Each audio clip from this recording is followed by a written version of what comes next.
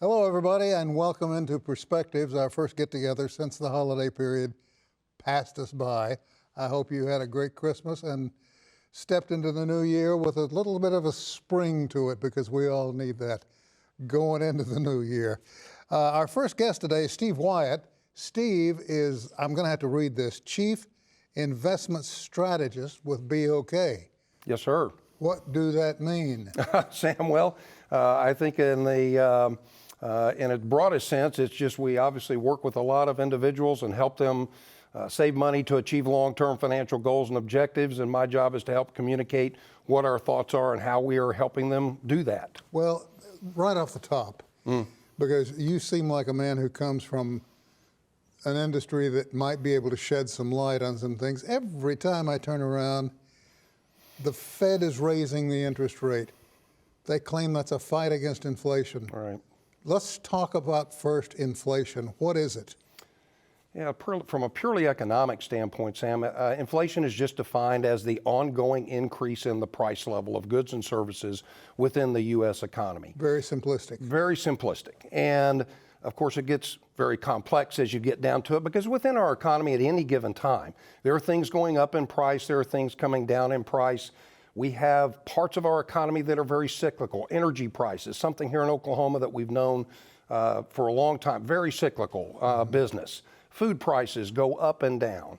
But what the Fed is concerned about is if we start to see inflation that just builds on itself over time at a level that's higher than what they want, that eventually is a very bad outcome for our economy. Now, we have to go back to like the 70s and early 80s to see inflation at the same level where it is today. Now, ironically, that's when I started in the investment business in January of 1982 for First National Bank of Oklahoma City. When we get inflation numbers out where they were at like 9% in June of last year, those were the highest numbers we had seen since that period of time. And if you remember back at that period of time, the Federal Reserve had to raise interest rates very high to stop interest rates or to stop inflation at that time. We had short-term interest rates over 20%. Home mortgage rates were at 14 and 15%. A guy named Paul Volcker was the chairman of the Fed at that period of time. And the goal that when he raised interest rates like that, what that eventually did was led the U.S. into a very deep recession. Unemployment went up to 10%. And he did that so people would quit expecting inflation to keep going up. It's a difficult medicine to take. But as we got through that period, think of since the mid-1980s until here just recently, we'd basically seen inflation continuing to trend down. The U.S. economy was able to grow over a longer period of time. And the current Federal Reserve, chaired by Jay Powell, does not want to put that expansion that we've had at risk and have us have to go through another period like we did in the late 70s and early 80s. Yeah, that was so bumpy. And I remember it well. I mean, you had scars on your backside from riding on the gravel. Yeah, well, and ironically, here in Oklahoma, it was a little bit different for us because the late 70s and early 80s were some of the best economic times that we had had. Why? Because oil prices were higher. In Oklahoma, we've got kind of a love-hate relationship with oil prices. We don't like oil prices high as a consumer. Gasoline prices are high. When gasoline hit $5 a gallon here recently, man, that was shocking. When you would go to the gas station to fill up, you needed to almost be willing to take a mortgage out on your house to fill up your car with gas. Sure. But we also know that a big part of our local economy is driven by the oil and gas business. And so our unemployment has been lower than the national average for a long time, and it continues to be so today. It seems like as of late, and I don't know if it's just me or if it's always been this way, but there have been several variables circling us like planets in orbit that have changed the economic outlook for not only this country, but other countries as well. Prime example, we just achieved nuclear fission, meaning we can create energy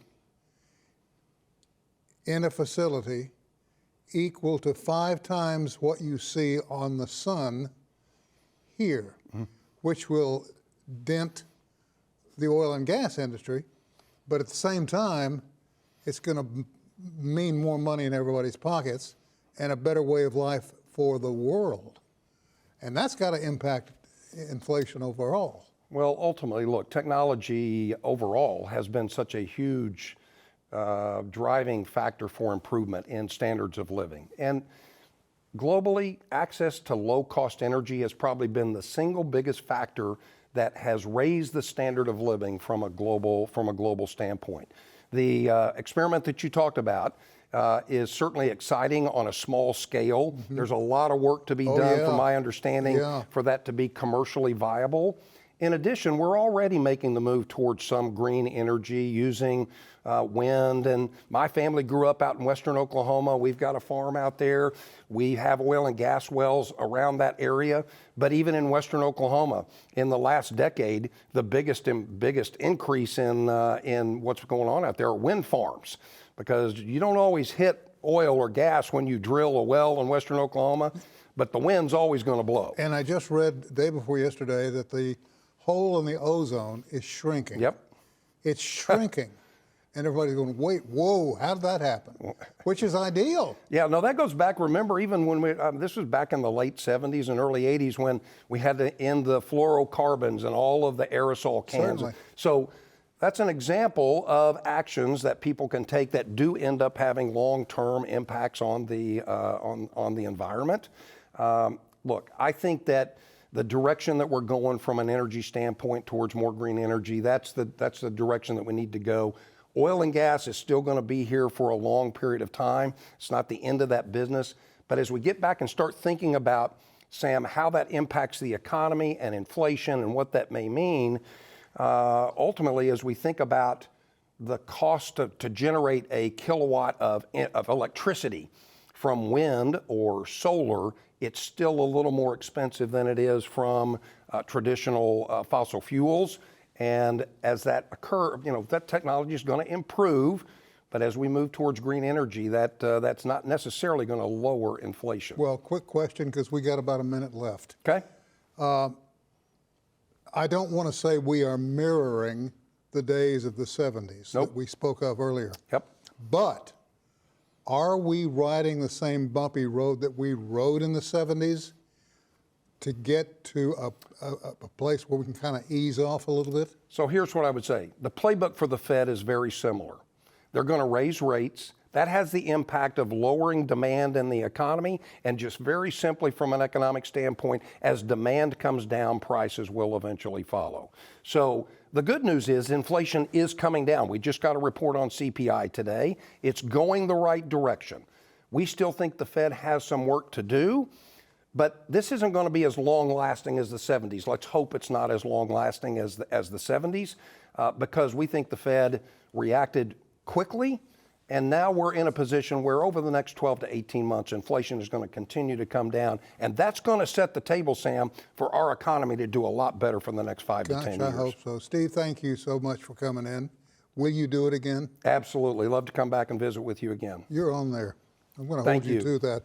We're going to take a short break. We'll be back with more right after this.